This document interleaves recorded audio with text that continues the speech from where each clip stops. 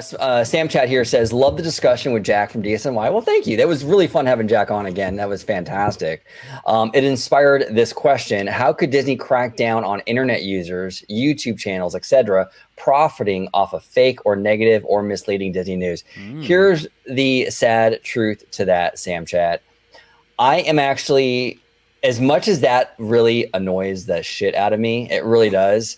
And as much as I think it does hurt Disney, I mean, it does. When you have a million YouTube suggested videos on your feed about how Disney's terrible, Disney's bad, Big Mouth's bad, the whole thing, I think it hurts Disney's brand reputation, and I think it hurts even like some of the movies and what have you.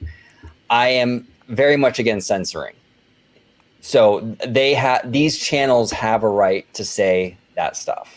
They have a right to report on rumors, and they have a right to speculate. Now, you don't have to be a fan of that content.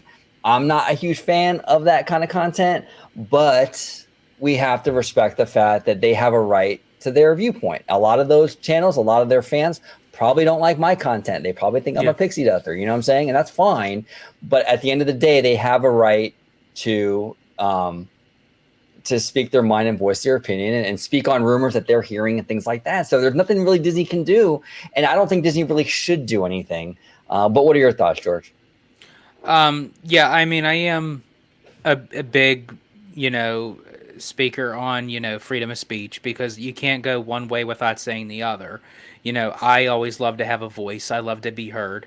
So I can't say for anyone else to be muted, despite if it's something that I'm against or I don't agree upon.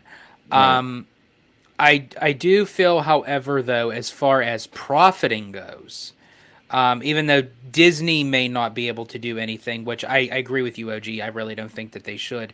As far as these platforms go, and I feel like this is where a lot of negativity and hate has come into this world, because once that people found out an outlet that they can get paid, it incentivizes negativity and all that. So that's you're right. that's what I'm against. Yeah, it incentivizes it because okay, all I got to do is put the Big Mouth bad video out there, and it's going to make bonkers money, right? It's going to get all the eyeballs because Disney is the thing people care about. You make a video about Paramount, it's not going to do numbers like a Tiger video would. So you're right. There's it's that incentivization to put it out there, and it's salacious. Disney, going under, collapsing. Oh my God, it gets eyeballs, and it's incentivized. So that. Unfortunately, that is the sad reality of it. Is that the monetization has incentivized and encouraged so much of it. So yeah, but again, I am a firm believer that you don't censor. So you don't have to watch their stuff, though. You don't have to watch their content. You don't have to support their content. Well, and that's kind of like, I know I'm going way off topic here, but it's like sort of like with the fast food operations, where there was a lot of people suing these big time companies like McDonald's or Burger King or Wendy's because people were becoming morbidly obese. Right.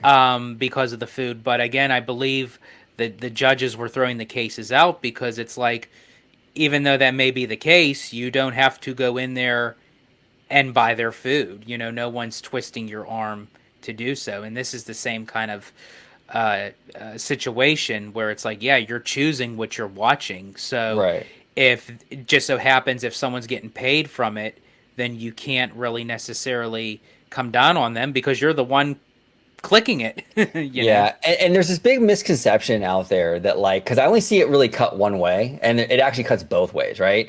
Where people will call other people a shill. Oh, well, you're just positive because you want to get like access to the movie premiere and things like that, right? Right. But the grift really does cut both ways because there's a lot of money in negativity. And this has always been the case. It's not just like the anti-Disney thing. It's always been the case. Your local news reports on negative stuff all day long because that's what gets the eyeballs, right? So yes, the shilling will get you the movie premiere, but the negativity will get you a new car. Okay, it's very lucrative to be negative on the internet. So and so there is that. It cuts both ways. So when people say, well, because there's this misconception that like the more negative somebody is, it like somehow means that they're more authentic. That's not true. You can be very fake and be negative and just doing it because you want to get the click. Just as you can be fake and be a shill and be positive. So it cuts both ways. So there's that equation too, which I think a lot of people don't really talk about, you know.